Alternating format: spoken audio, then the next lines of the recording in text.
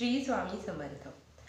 तर आजच्या या व्हिडिओमधून स्वामी चरित्र सारामृत हा जो अमृता समान ग्रंथ आहे, जो की आपल्या महाराजांच्या लीला त्याच्यामध्ये वर्णित केलेल्या आहेत, तो जो ग्रंथ आहे त्या ग्रंथाचं एकदिवसीय पारायण कसं करावं हा अनेक स्वामी भक्तांचा प्रश्न असतो.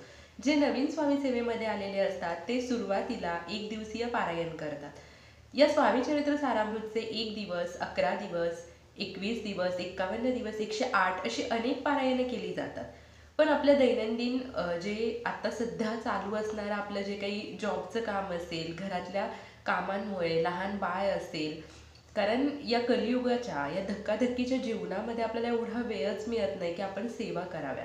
पण सेवा करण्याची आपली इच्छा असते, तर ती पूर्ण करण्यासाठी तुम्ही स्वामी चरित्र सारामृतचं 1 दिवसीय पारायण करा.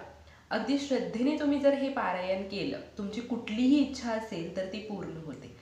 हे पारायण कसं करावं त्याबद्दलचाच आजचा हा व्हिडिओ असणार आहे, त्यामुळे व्हिडिओ स्किप न करता संपूर्ण पहा.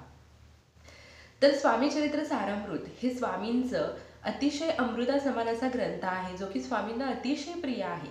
या ग्रंथामध्ये स्वामींच्या लीला वर्णित केलेल्या आहेत. स्वामींनी कुणाचे कुठे कुठे कसा चमत्कार केला, त्यांच्या भक्तांना कशा लीला दाखवल्या, याबद्दलचं सर्व हा ग्रंथ आहे. अगदी लहानसा असा हा ग्रंथ आहे.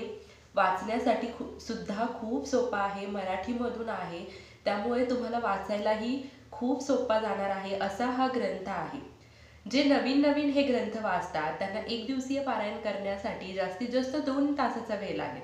पण ज्यांच्या दैनंदिन जीवनामध्ये स्वामी चरित्र सारामृतचे दररोजचे 3 अध्याय जे वाचत असतात, त्यांचा हा जवळजवळ तोंडपाठ होतो किंवा वाचून वाचून वाचून तो इतका व्यवस्थित आपल्याकडून वाचला जातो की तुम्ही 1 दिवसीय पारायण करायला बसला तर 1 तासामध्ये तुमचं पारायण होऊन जातं. तर अगदी अमृता समान असा महाराजांनी आपल्याला दिलेला हा ग्रंथ आहे. खूप लहान असा ग्रंथ आहे, तुम्ही पाहू शकता, आणि खूप सोपाही आहे. तर हा जो ग्रंथ आहे, हा ग्रंथाचं 1 दिवसीय पारायण कसं करायचं त्याबद्दल मी तुम्हाला सांगते. तर सर्वात पहिल्यांदा स्वामी समर्थ महाराजांचा आवडता दिवस आहे गुरुवार. तुम्हाला तुमच्या एखाद्या इच्छापूर्तीसाठी जर पारायण करायचं असेल तर तुम्ही गुरुवारी करू शकता. इतर दिवशी केलं तरीही चालेल, पण गुरुवार महाराजांचा आवडता दिवस आहे. त्या दिवशी आपण विशेष सेवा करत असतो, तर तुम्ही त्या दिवशी हे पारायण करू शकता. पारायण करण्यापूर्वी तुम्ही काय करा की आपली जी दररोजची नित्य देवपूजा वगैरे आहे ती करून घ्या. देवघरामध्ये आसन घेऊन बसायचं आहे. तिथे तुम्हाला एका पाटावरती एखादं वस्त्र अंथरायचं आहे. त्या पाटाच्या कडेने छान रांगोळी काढून घ्या. धूप, दीप, अगरबत्ती तिथे लावा. स्वामी समर्थ महाराजांची मूर्ती असेल तर मूर्तीला अभिषेक करा. फोटो असेल तर स्वच्छ पुसा आणि तो त्या पाटावरती स्थापन करा. किंवा दत्त महाराजांचा फोटो मूर्ती असेल तरीही चालेल. धूप, दीप, अगरबत्ती लावायची आहे. महाराजांना अष्टगंध लावा, अक्षता वाहा, फुले वाहा. त्यानंतर तिथे दिवा लावायचा. तुम्हाला संकल्प करायचा आहे. संकल्प कसा करावा, तर उजव्या हातामध्ये थोडंसं पाणी घ्या, त्यामध्ये एक फूल घ्या, हळद कुंकू घ्या, अक्षता घ्या.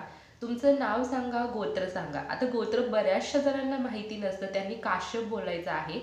म्हणजे जसं की आता मी तुम्हाला सांगते, माझं नाव प्रियंका शिंदे, माझं गोत्र काश्यप.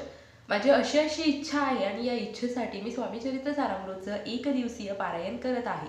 हे पारायण माझ्याकडून निर्विघ्नपणे पूर्ण होऊ द्या आणि माझी इच्छा लवकरात लवकर पूर्ण होऊ द्या. इच्छापूर्तीसाठी जे काही म्हणजे विलंब होत आहे किंवा जे काही संकटामध्ये येत आहे, अडथळे येत आहे, ते दूर करा आणि माझ्यावरती कृपा आशीर्वाद द्या. माझ्याकडून हे जे पारायण आहे 1 दिवसीय ते निर्विघ्नपणे पार करून घ्या, अशी प्रार्थना तुम्हाला महाराजांना करून तुमच्या हातामधील जे पाणी आहे ते तांब्यानं सोडायचं आहे. हे जे संकल्प केलेलं पाणी आहे हे तुळशीला न घालता इतर कुठल्याही झाडांना तुम्ही घालू शकता. संकल्प करून झाल्यानंतर तुम्हाला हे जे स्वामी चरित्र सारामृत आहे हे वाचायचं आहे. पण त्याआधी तुम्हाला 1 माळ श्री स्वामी समर्थ या षडाक्षरी मंत्राचा जप करायचा आहे. म्हणजे तुम्ही 108 वेळा श्री स्वामी समर्थ या मंत्राचा जप करा आणि त्यानंतर तुम्हाला या ग्रंथ वाचनाला सुरुवात करायची आहे. या ग्रंथामध्ये 1 ते 21 अध्याय आहेत. वाचनासाठी खूप कमी वेळ लागतो, म्हणजे मिनिमम 1 तास, जास्तीत जास्त 2 तास लागतात. त्याचप्रमाणे जेव्हा तुमचं हे वाचून होईल, वाचन झाल्यानंतर तुम्हाला महाराजांची आरती करायची आहे. महाराजांना तुम्हाला नैवेद्य दाखवायचा आहे.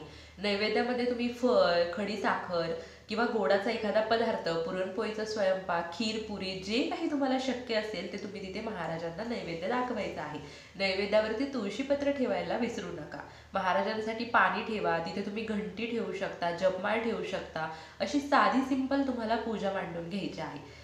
त्याचप्रमाणे तुम्ही स्वामी चरित्र सारामृत गुरुवारच्या पूर्ण दिवसामध्ये कधीही वाचू शकता. फक्त दुपारी 12 ते 12:30 मध्ये वाचू नका, कारण ती दत्त महाराजांच्या भिक्षेची वेळ असते. मग इतर वेळी तुम्ही कधीही वाचन करू शकता.